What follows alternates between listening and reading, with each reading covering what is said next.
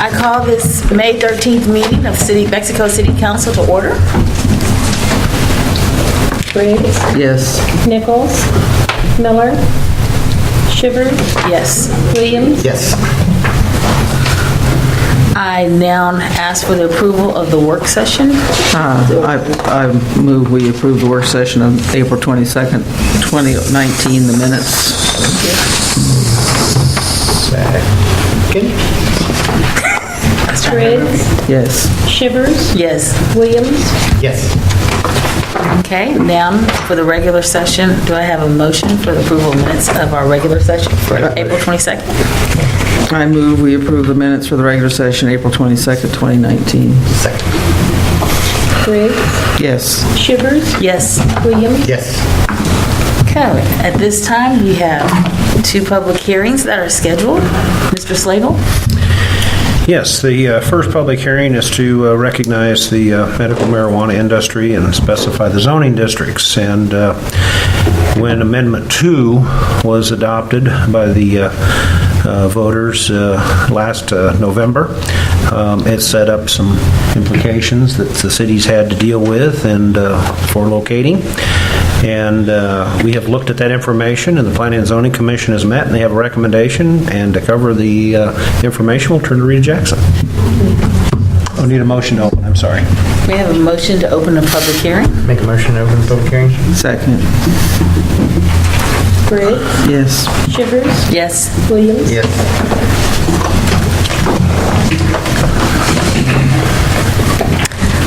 On November 6, 2018, Missouri voters approved medical marijuana for certified use as set forth in Article 14 of the Missouri statute.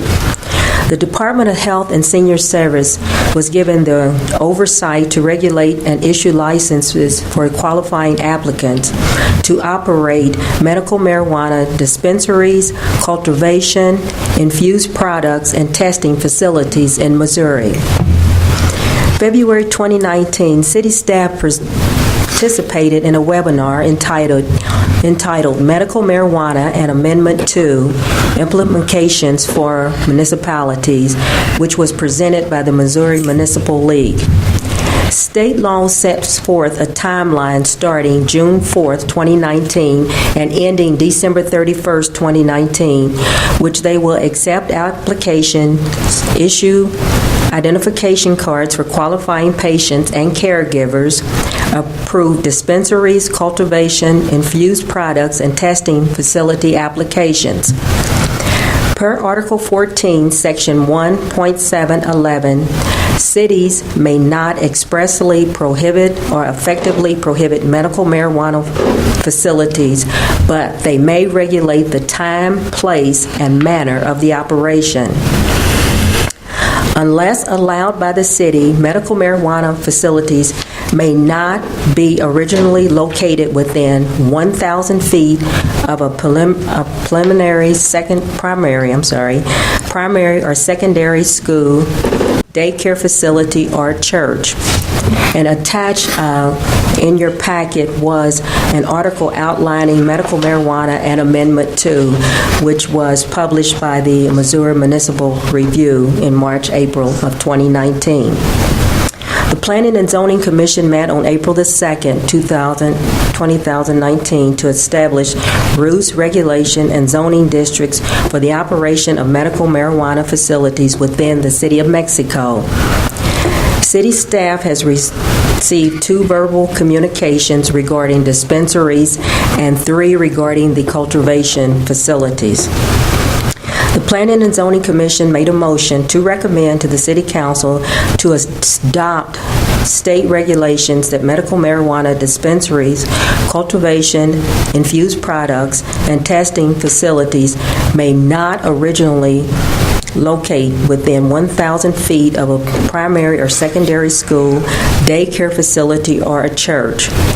The Planning and Zoning Commission made a motion to also recommend to City Council to establish zoning district C2 General Commercial District for medical marijuana dispensaries and I2 Heavy Industrial Districts for cultivation, testing, and infused product facilities. Staff recommends that City Council conduct the advertised public hearing. When I read over it, I had one question. I think it was brought up in the article about that 1,000 feet. Yes. Because in one place it said it would go from building to building and then other possibly from property line to property line. Do you know which one we would be recommending? Would be from building to building. Okay. Thank you. I have a question. I read this. I may have missed it, but there's really no limit on the size of these facilities, right? Other than, I mean, if it's just people, as far as the third type growing it, people growing it for selling it. They would actually have to bring in their plans and specifications in order to get a permit out of the City of Mexico. And it does, as I read it would have the building standards that we would have to use based on that zoning district that you're in. Can they sell to anybody in the state, any place that wants to come in and buy it then? I mean, there's no regulation on who gets to buy, other than they have to have a card to buy it, but can they come from any place in the state to purchase it? Do you know? There's a couple of things there. That when the first question in regards to size of facilities, you really have two kinds of facilities that you could be dealing with. One is which is the homegrown, right? But that's which you can allow, and that's limited by plant, right. Okay, by number of plant, and or by a caregiver based on again number of plants. Right. In the larger commercial facilities, again, it's limited by size, and that is in the regulations. And I don't have that in front of me, but there's a certain that they can only have a certain size when it comes to a full commercial. Now, as far as who can get it and so on, it is by permit or, in essence, prescription. So, from a medical point of view, you have to have a prescription in order to be able to have it, or you have to have the license as that caregiver, which is designated in order to be able to have it for a patient that you're helping administer it to. So, again, it's just not anybody. You have to be able to be licensed and or have that prescription. So if you're given a prescription, if you're given a prescription by a physician, then you have to get a card. Then you have to get the card. And you apply to the Department of Senior Services for that card? Yes, and So you have to have that card with you basically in order to purchase and carry and have it, yeah.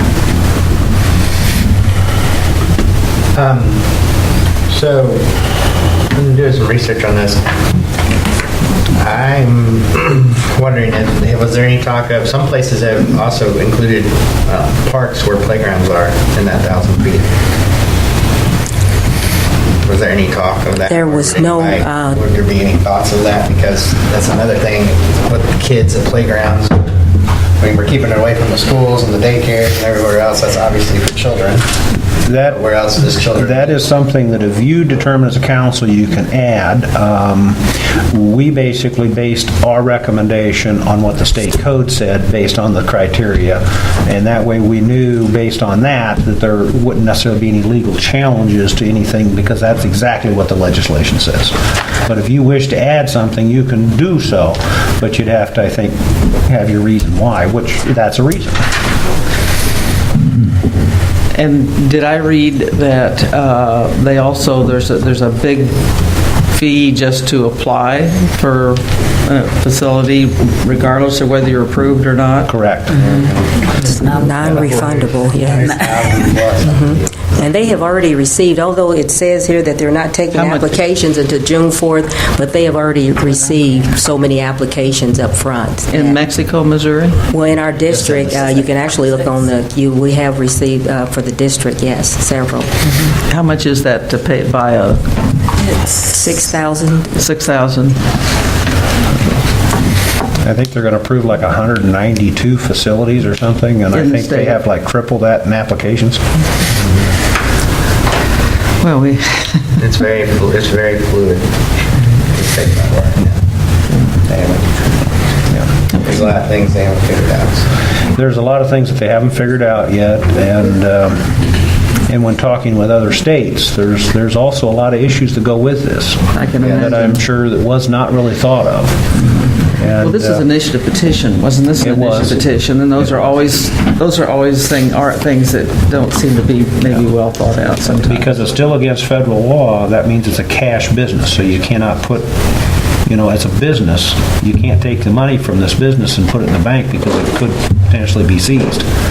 So they have to find ways to basically spend the cash, and a lot of states that they're doing currently is they're buying houses with it, and then when they sell the house, then they can deposit that money. So, Say that again. They're flipping houses. Isn't that called money laundering? Flipping houses. yeah, to a great extent, yes. Flipping houses. Flipping houses. So there are other ways that they launder the money in order Yeah. to make it depositable. Clean it up.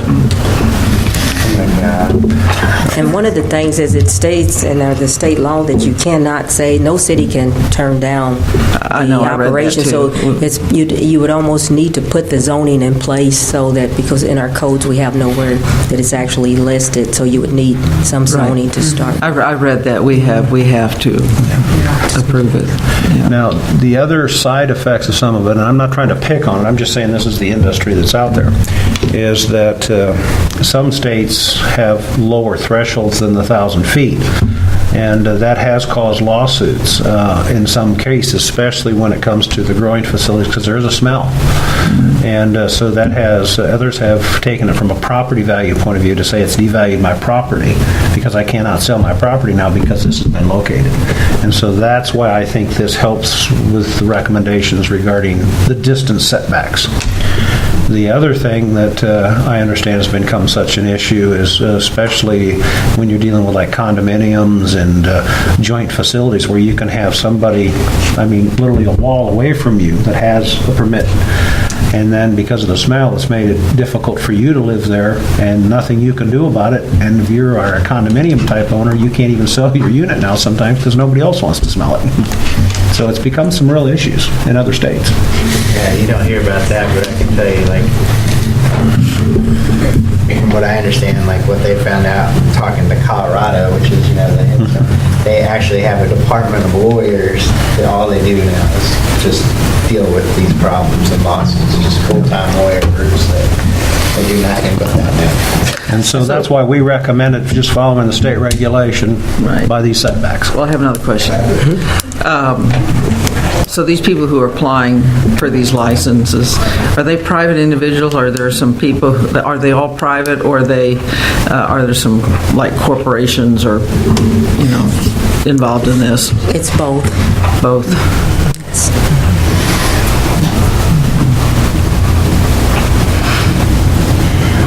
Any further discussion?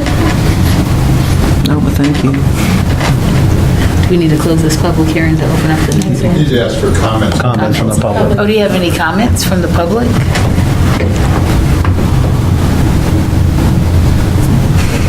If you have none, then you can make a motion to close. Seeing there's none. I move we close the hearing. Second. Thank you. Rita. Briggs, Yes. Shivers, Yes. Williams, Yes. Okay, now for another public hearing for an additional use permit for Paul and Luana Gillette to operate a bed and breakfast. Motion to open? Do we have a motion to open a public hearing? Make a motion to open public hearing? Second. Briggs, Yes. Shivers, Yes. Williams, Yes. Yes, Your Honor, this is to operate a bed and breakfast at their home at 301 East Love. And again, the Planning and Zoning Commission has met, make a recommendation, and we'll turn to, once again, to Rita Jackson.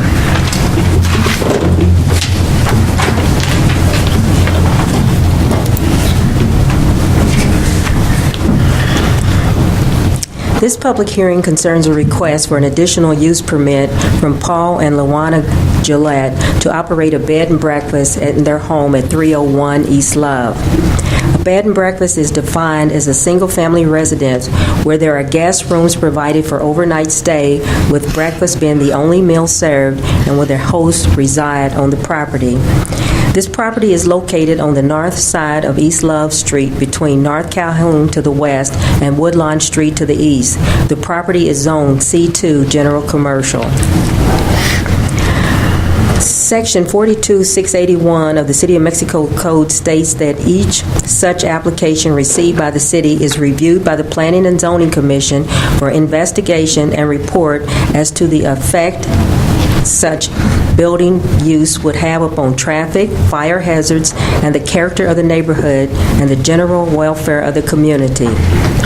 A report and recommendation shall be filed with the City Council. City staff sent 34 surrounding property owners within 300 feet of the requested additional use permit. City staff received two telephone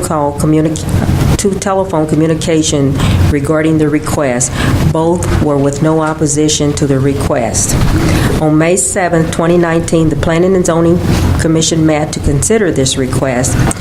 The Planning and Zoning Commission made a motion to recommend approval to Paul and Luana Gillette to obtain an additional use permit to operate a bed and breakfast at their location at 301 East Love to City Council. The minutes of that meeting were attached. City Code requires that City Council conduct a public hearing to make a determination as to whether the applied for use will, 1, substantially increase traffic hazard or congestion, 2, substantially increase fire hazard, 3, adversely affect the character of the neighborhood, 4, adversely affect the general welfare of the community, and 5, overtax public utilities. If City Council findings are negative to all of the above, then the application shall be granted. If the findings are affirmative as to any of the above, then the permit shall be denied. Approval or denial of the permit is made in the form of a motion. Staff recommends Council conduct the advertised public hearing and make a motion to grant approval or denial of the additional use permit request for Paul and Luana Gillette to operate a bed and breakfast at their residence at 301 East Love, and they are both in the audience, Paul and Luana. Any comments from the council? I move... Well, you have to open it. We have to open it up for the Oh, public. sorry. Do I have any comments from the public? Would you like to say anything? We have to move to close it, don't we? I move we close the hearing. Second. Briggs, Yes. Shivers, Yes. Williams. Yes. Now may I have a motion? Then based on your findings, you can make the motion to grant or deny. You need to make a specific motion that you find it didn't substantially increase traffic hazards or congestion, did not substantially increase fire hazards, did not adversely affect the character of the neighborhood, did not adversely affect the general welfare of the community, not overtax the application. It's on that. Got it? Got it. Yeah, got it. Got it. I make a But you have to have those specific findings in writing in the motion. Right. Oh, you have to put them in the motion? I got it. You got it? I got Go. it. Okay. I need a motion that says we don't find anything wrong. Luke, right? Yep. Make a motion that we don't find anything. Right. Okay. So I make a motion that the city finds that the following things are not in a negative impact of substantially increased traffic hazards or congestions, substantially increased fire hazards, adversely affect the character of the neighborhood, adversely affect the general welfare of the community, or overtax public utilities. I second it. Y'all didn't say that we accepted that. And therefore, you Therefore, make a we motion to accept. approve. Therefore, we accept the approval. Okay. Second? Briggs, Yes. Shivers, Yes. Williams. Yes. All right. Now we're moving on to new business. By reading and title only passage. So our first bill number 2019-33, a resolution accepting the conveyance of a right-of-way and temporary construction easement for the Holt Street Reconstruction Project, MoDOT TIDP 4400-310 project. To hear more about this, Mr. Slagle? Yes, as council is aware, the city did receive a federal highways grant to reconstruct Whole Street, and that also includes the pavement and the sidewalks. And we have been accepting easements from the adjoining property owners because of the sidewalks needing some additional right-of-way for the construction purposes. We have approved and accepted many of these easements. This is another one that we are accepting. And let's see, name, where did I? Andrea Steele, there we go, I'm sorry. Got somebody just read the letter, right? On her property. I think this leaves us two, Kenzie, that's still outstanding? Two remaining, yes. So most of it will go in as designed, but if we don't get those, we'll just alter around those two that are remaining. So at this time, we would recommend the council proceed with reading by title only and passage of the attached resolution accepting the conveyance of the right-of-way from Andrea Steele. Kenzie, what's the status on the other two? Remote. We haven't given up necessarily, but Not looking hopeful. we got a design exception for these three so that we can proceed with the project. And like I say, we haven't really given up totally, but obviously we've acquired this one even though we're under construction. So we'll continue to see what we can do with the others, but they are the more difficult ones to get. I understand. I make a motion to read bill number 2019-33 by title only. Second. Briggs, Yes. Miller, Shivers, Yes. Williams, Yes. Bill number 2019-33, resolution accepting the conveyance of a right-of-way and temporary construction easement for the whole street reconstruction project. I make a motion to approve bill number 2019-33. Second. Briggs, Yes. Shivers, Yes. Williams. Yes. Okay. Bill number 2019-34, a resolution authorizing the city manager to execute a memorandum of understanding with the East Central Drug Task Force. A title only in passage. Mr. Slagle? Yes, Your Honor, this is the annual update and approval for the joint cooperative agreement with the members of the East Central Drug Task Force. To cover the details, we will turn to Chief Rocket. Currently, the chief is the chairperson for Yes. the task force. The task force, we've been a part of that since 2001. It's an accumulation of 8 counties and 14 cities working with the Highway Patrol. It's kind of a force multiplier on dealing with drugs and drug interdiction and investigations. Just to give you a few numbers from last year in 2016, they did 16 search warrants. They made 47 arrests. They did 7 consent searches, 4 drug buys. They seized 861 grams of methamphetamine, 81 grams of marijuana, 34 incidents of prescription drugs, prescription pills, 21 marijuana plants, 16 incidences of heroin, and had a total of cases and investigation of 49.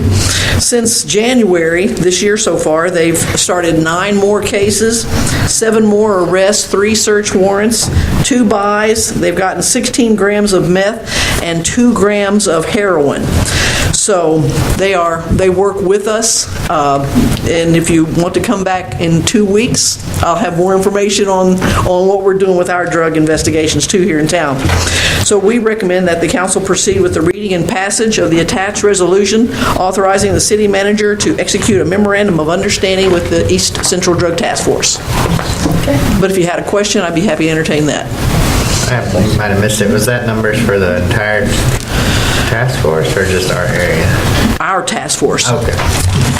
And that was this Mexico's. That wasn't for the 14 cities and 8 counties. I was like, that's not a lot. I'm sorry. Yeah. Not too bad. Right. No, that's just Mexico's involvement in that. Okay. Thank you. Council, what is your pleasure? Let's see, where are we? I move for first reading title only, bill number 2019-34, resolution authorizing the city manager to execute a memorandum of understanding with the East Central Drug Task Force. Second. Briggs, Yes. Shivers, Yes. Williams, Yes. Now you read it. Okay, I can read it now. Bill number 2019-34, resolution authorizing the city manager to execute a memorandum of understanding with the East Central Drug Task Force. I move for passage. Second. Briggs, Yes. Shivers, Yes. Williams, Yes. Okay, bill number 2019-35, a resolution authorizing the city manager to sign change order number 1 with Christensen Construction LLC for the 2019 asphalt project. Mr. Slagle. Yes, as council's aware that we break our annual street construction into 3 phases in order to better direct the work and hopefully get better pricing, and that's through the asphalt and the concrete and the microsil.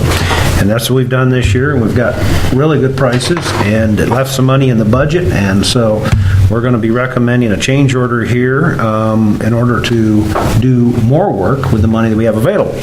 And to cover the details, is it Drew? Okay. Drew Williford, our staff engineer, is going to review what we're talking about. Sure. Good evening, Council. Bruce pretty well covered most of this. The change order in front of you is to extend the North Jefferson Street resurfacing all the way to the north city limits. We did review other options, but we felt that given the asphalt prices this year, we got some pretty darn good pricing. We decided this was the best bang for the buck for the city of Mexico and its taxpayers, and we recommend proceeding with the change order. I should mention is a total of $67,030.50, and part of that is going to be mill and overlay, and part of that will just be overlay only, just to make you aware of that. And we recommend at this point that the council would proceed with reading by title only and passage of the attached resolution. And if you have any questions, I'd be happy to answer them. Okay, council, what is your pleasure?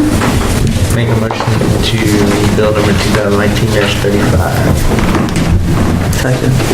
Briggs, Yes. Shivers, Yes. Williams, Yes. Bill number 2019-35, a resolution authorizing the city manager to sign change order number 1 with Christensen Construction LLC for the 2019 asphalt project. I move for passage of bill number 2019-35. Second. Briggs, Yes. Shivers, Yes. Williams, Yes. Okay, bill number 2019-36, a resolution authorizing the city manager to sign an agreement of ingress-egress easement for Donald V. Marking and Janet M. Marking. Mr. Slagle. Yes, this is an easement that may sound familiar because we've actually approved this before for a different party that was actually attempting to buy this and didn't, and now this party has bought it. To cover the details, we'll turn to Kenzie Russell.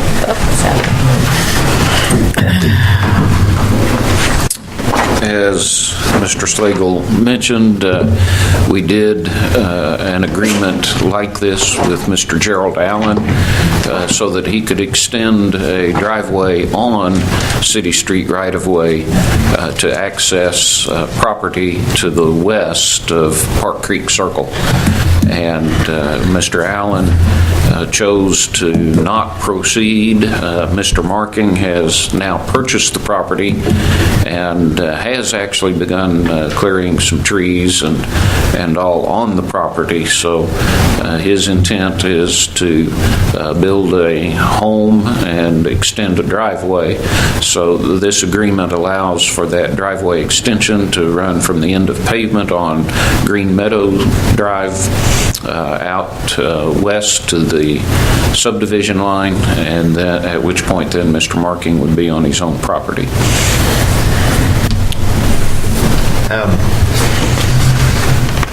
So he'll be responsible for that whole stretch though, right? Yes. Okay. Yeah. I make a motion to read bill number 2019-36. Second.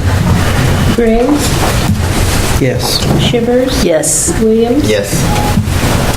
Bill number 2019-36, a resolution authorizing the city manager to sign an agreement or ingress-egress easement for Donald V. Marking and Janet M. Marking. I move for passage of bill 2019-36. Second. Second. Briggs, Yes. Shivers, Yes. Williams, Yes. Okay. Next, under new business, we have an ordinance by two readings by title only and passage for Bill Number 2019-37, an ordinance to recognize the medical marijuana industry and specify the zoning districts for medical marijuana dispensaries, cultivation, infused products, and the testing facilities in the city of Mexico. Mr. Slagle. Yes, Your Honor. As the public hearing we talked earlier, we are recommending that you accept and adopt the recommendation by the Planning and Zoning Commission, which sets the medical marijuana dispensaries, cultivation, infused product testing facilities that they cannot be located within 1,000 feet for primary school, daycare, facility, or church. And in addition, that the medical marijuana dispensaries be classified as commercial and be allowed in C2. And that the medical marijuana cultivation, infused product, and testing facilities be allowed to operate in an I2 heavy industrial district. And at this time, we would note that the ordinance has been posted its required length of time, and that we do recommend council proceed with two readings and passage of the attached ordinance. Okay. Now, we can add, like he was talking about the parks, we could come back to that later, right? If you wish to add it, we can always come back and add it. Okay. Okay. If you wish to do something this evening with it, then you would need to make a motion to amend this and vote on the amendment first. Well, we don't have two members of the council here tonight, so I never thought I'd do this, but okay. I move for first reading of Bill Number 2019-37. Second. By title. By title only. By title only, right. Briggs, Yes. Shivers, Yes. Williams, Yes. Reed. Okay. Bill Number 2019-37, an ordinance to recognize the medical marijuana industry and to specify the zoning districts for medical marijuana dispensaries, cultivation, infused products, and testing facilities in the city of Mexico. I move for, no, we have to have Second reading. We have to do a second reading. So I move for second reading. Do I go ahead and make that motion now? I move for second reading of Bill Number 2019 by reading and give me by title only. Get confused. Second. Did you second? Yes. Briggs, Yes. Shivers, Yes. Williams. Yes. Okay, Bill Number 2019-37, an ordinance to recognize the medical marijuana industry and specify the zoning districts for medical marijuana dispensaries, cultivation, infused products, and testing facilities in the city of Mexico. I move for passage. Or Passage of bill number. passage of Bill Number 2019-37. Okay, we got everything right. Briggs. Yes, yes. Shivers, Yes. Williams, Okay, and other business. We have a staff report authorizing staff to utilize the Public Works on-call service agreement for the Fairgrounds parking lot project. Yes. As part of the budget, we had some overlay work to be done and needed to do some additional work that we haven't got to, and so we're asking to use the on-call services. To cover the details, we'll turn to Chad Shoemaker.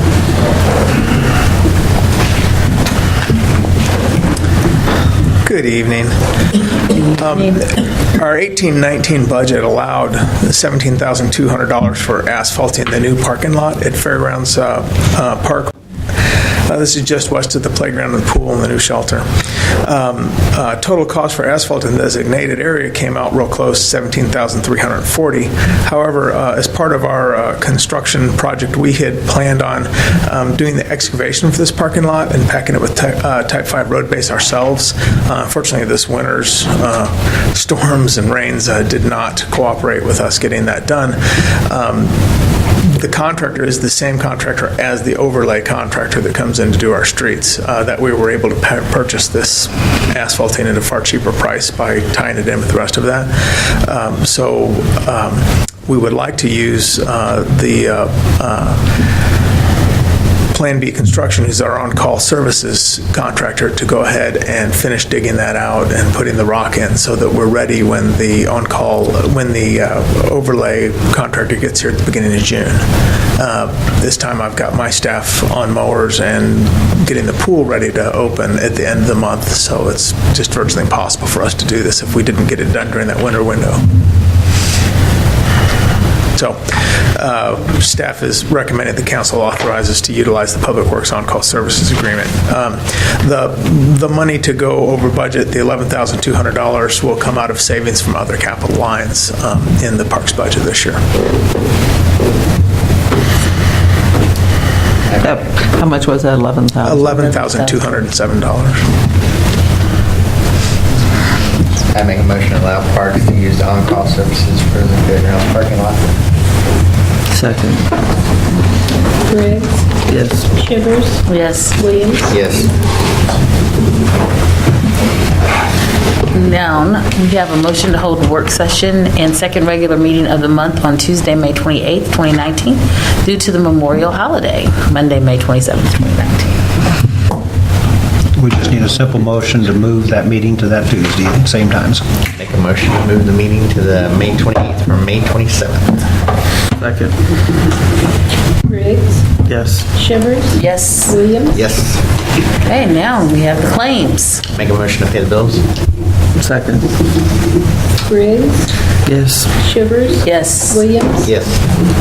Okay, at this time, do you have any comments from the council, Ms. Briggs? Well, I'd like to thank Kinsey and Russell. I took my class over to the wastewater management plant. It was raining, but we stood out there in the rain and they got to see it and they had fun and I had fun and I learned something I didn't really know, and that was how much we use bacteria. That's what breaks all that stuff down. We did kind of do one little mean thing to them, and there's a place where all the raw stuff comes in and they remove the inorganic materials, and so we sort of challenged them if they wanted to go in there and smell it. Of course, there's always that brave one that does. It was funny watching them run out of there. So I thank you all for it. We had a good time. Chris? First, that whole medical marijuana thing is just crazy to me because we're talking about laundering money and approving that in a government setting. I don't even know how to judge that. But besides that, Chad's Cemetery, I mean, I don't know what we can do out there. I mean, now we're in Columbia News, and I mean, it's not a great situation out there. Well, we got Mr. Thomas disinterred and reinterred Friday. It was pretty iffy, but we managed to get it done. So what is the situation out there? I mean, this has been an ongoing problem out there with the water. We got that 22 inches of snow, and the ground wasn't completely frozen. When it melted, it all went in and saturated the ground. At that time, there was a relatively recent grave right next to the grave we were digging. And grave got dug, the vault was in, and we suspect that maybe the small column of dirt in between that brand new grave and that grave must have been full of water, and all that water rushed in there. And then it floated that vault at that moment. The operator did the right thing, they got the bucket on it, they pushed it down as far as they could. We got other equipment there, we buried it as deep as we could, but it was going to have to be brought back up because it wasn't in there straight, and it wasn't at the right depth. So, nothing is happening now. This happened back in February, and nothing could be done to fix it until it got dry enough. No, I understand that, but I mean, I've been on the council for years, and this cemetery has just been water problem after water problem, and so I'm at the point, like, do we keep doing this? I mean, because we're not getting any benefit. Instead, we're just getting raked over the coals, and we know there's a water problem out there, so I don't understand. It's simply too flat in certain areas, and the cemetery was platted long before any of us came along. The spots were sold long before any of us came along, and those property owners have a right to use it for the purpose it was sold to them for. And so short of just getting out of that business, I don't know that there's so much as we can do. I mean, it's not a very palatable answer. I understand that. Bruce, you've been around this business a long time too. I don't know that we really have an option. There's not somebody else that we can kick it downhill to. No, I understand that, but I mean, we could stop selling plots. We could stop expanding the cemetery. I mean, if it's not going to work, I mean, if we're going to have these water problems and we can't get it, and like you said, if it's too flat and we can't get a solution, I mean, I don't know. I just don't see where there's any benefit for us because we get raked over the coals over this there's thing. A dollar figure at which we can improve the drainage, but I'm sure it's a dollar figure nobody would like. Right. Right. So, And we've done some of that already. we have done something. It's better than it was.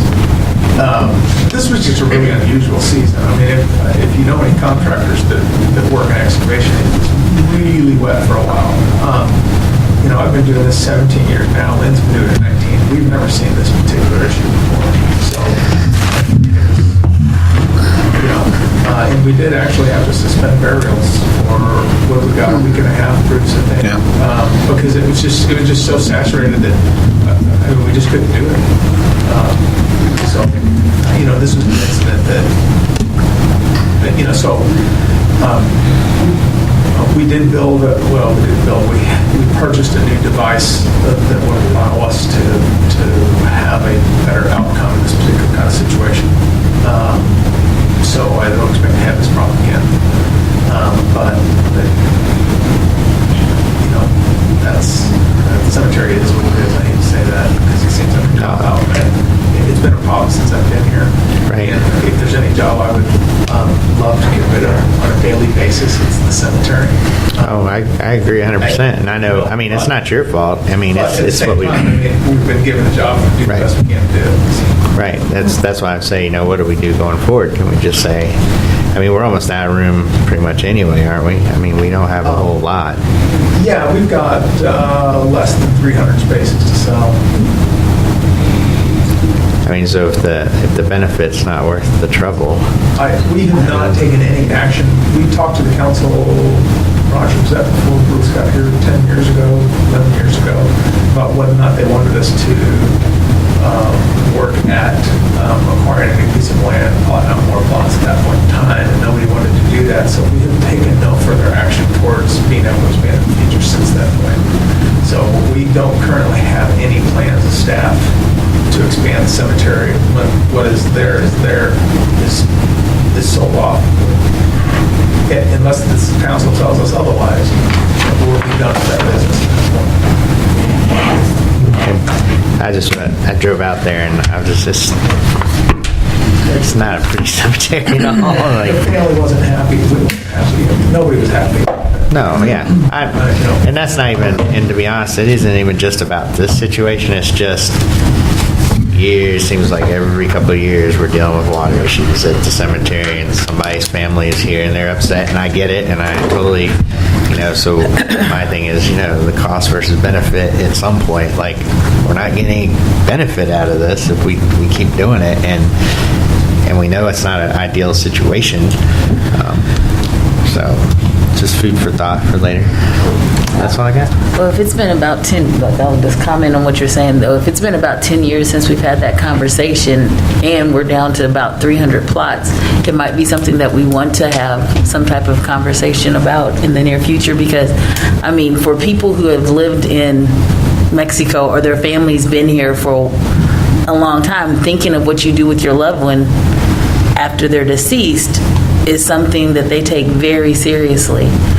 And I don't think we want to wait till we were on 299, we've sold 299, and then we have to come up with this conversation about what are we going to do. So I think that's just something, we really probably need to look on sooner than later. Because if it is something, in a small community, sometimes it might be something that people are willing to pay or do something to make. But I think it's something that we need to have some type of conversation. Just to elaborate, one of the problems I see at our cemetery and looking at Moberly and Fools is the community, they have pretty good sized trusts that they're getting money off of. those other communities. We don't have that.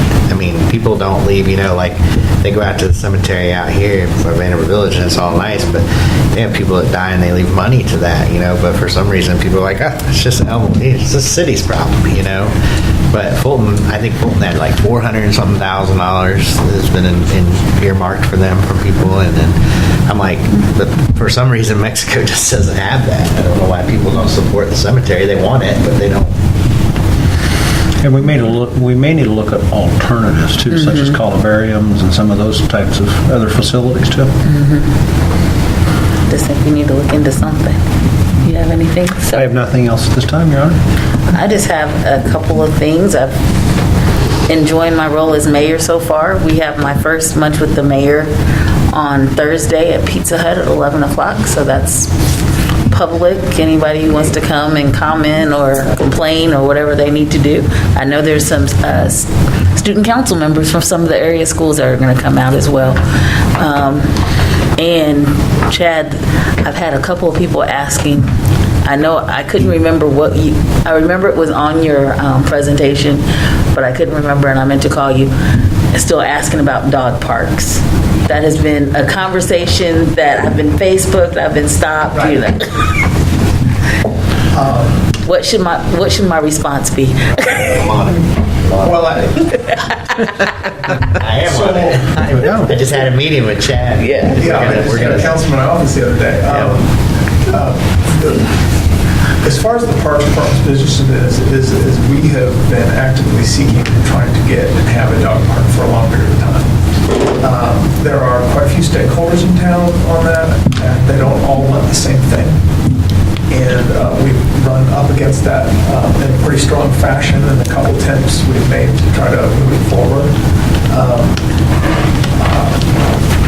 was meeting with Councilman Williams the other day, and I told him I think it may be time to put like a steering committee together so that we can get some consensus from people as to what people will want. I am chewing through the new survey it's in, and it's obvious that the desire for dog park has increased greatly since even 5 years ago. Of course, there's been a lot of talk about it, and you're seeing more of it in other communities around, and when people are traveling, they're seeing what it actually is. It's not a park for dogs, it's a park for people who have dogs. Does that answer your question at all? Or? It does. I told him I knew that I'd seen it and that it was, something that was on the radar. You can always ask people if they want to be on a steering committee for it. I definitely will. Well, I've already started that from my conversation with Chad, where I asked a few of the vets and people with dogs if they would mind doing that, and they've agreed, and me and Chad talked some names, and so that's what I ran on this time, so I'm gung-ho, I'm going to do what I can do, and Chad said he'd help me out, sit in on meetings, and we can get meeting space here. We'll see if we have some other people, I think, they'll reach out and get those names to you as well. At this time, do we have anything from, please state your name and address. I'm Earlene McCord at 1715 East Anderson. I've had this continuing problem with the water backing up in my basement for years. I've done everything I know what to do. They put a backflow thing in. It still backs up in my basement. They say, well, it's because you're using water, because that stops it. A lot of times I'm not home. I come home, it's rained all day, it's in my basement. I haven't used any water. Sometimes it's 4 or 5 days before the water goes down. It's a long time to go without being able to use your laundry or anything else. I just got an estimate. I've got almost everything in my basement needs to be pitched. I have an estimate of $759 to get all that cleaned out, sanitized, and everything. I know that as long as there's a problem, I don't know what to do. But I don't want all that nasty stuff in my basement. My yard is underwater half the time, and they've closed a manhole between me and the neighbor. Well, that just made it back up in my yard more. There's still a big old pond in between us. I have done what I know what to do. They told me to get somebody to get that big chunk of roots out from the base of my house.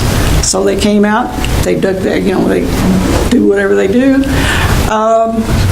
He said, well, really, there's nothing there. Paid $100 for that. I'm still having the problem. Last Saturday, it rained. It didn't rain all that much. I came home and there was some water in the basement, not a lot. But it was the end of April, the 30th, I think it was. It was 5 days. And it just doesn't rain all those days, but the water doesn't go down. And, there's almost nothing to be left. There's mold and everything else in my basement. They're going to have to take the walls out. I mean, I don't have a finished basement, but there's a little room down there that use for storage. They're going to have to take all that out. They're going to have to take almost everything else that's stored down there out and get rid of it. And I still don't have a problem. I don't know where to go from here. If they're selling houses on my street for $100 and some thousand, what would I get for mine? 15 cents? I don't want to sell it, but if I did, I couldn't get anything for it. And the problem is over between the neighbor and MMA. There's water periodically. They had to move things around so that it stayed off of his driveway. Twice they've done that in the last month. I know they've pumped out the manhole over there. It's still the same problem. And I don't know what to do, but it's getting to me. And I know there's other places around town having the same problem, but they aren't here. A couple of things I would say is that we have been trying to work with her on this issue, and with the backflow preventer and some other things. We've done some inspections with the contractor. I think the contractor is now at a point that we've got to do some things, got to take to the next steps. And so we'll be glad to sit down again and talk about what that is. But I think we're really looking at a disconnect to a grinder pump, and so that it takes it off of the gravity main in this particular location. Because as other parts of it have been sealed up, it just adds to the situation here. And so I think there are some other alternatives that we've been building to get there, and I think we'll have to sit down and talk about what that next step is. Okay, keep us posted. They know me real well. And then they see my phone number, they go, oh my God. And she's really been great to work with council, and we appreciate it. And I like this town, I support this town, I do my business in this town, I don't go out of town, and I think, here I'm in this mess. yeah. So, and I think both parties have been trying, and it's just not getting resolved. And we take another step, and it doesn't work, and another step, and that doesn't work. So I think we just have to. We're just going to have to get more drastic. Okay. That's just all I need. Will there be another? If not, do I have a motion to call this meeting to close? I move adjourn. Second. The move. Oh. Briggs, Yes. Shivers, Yes. Williams. Yes. Adjourned.